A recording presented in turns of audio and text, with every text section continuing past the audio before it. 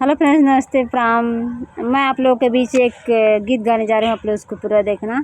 बालम के आकवारी में, बालम के आकवारी में सारी दैया गिर गईली। बालम के आकवारी में सारी दैया गिर गईली। बालम के आकवारी में झुमका गिर गए नारी में, झूलनिया बांसवारी में, झूलनिया बांसवारी में सारी दैया गिर गईली।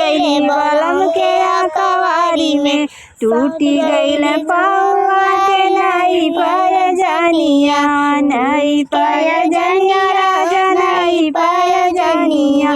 टूटी गईल हमारी कमर कर धनिया, टूटी गईल हमारी कमर कर धनिया।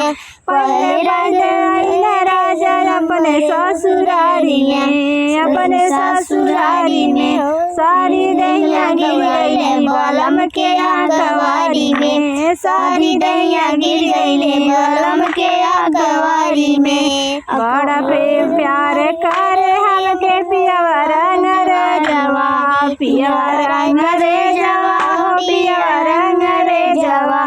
देखते ही करे हमारे धक धक करे जवा, देखते ही करे हमारे धक धक करे जवा।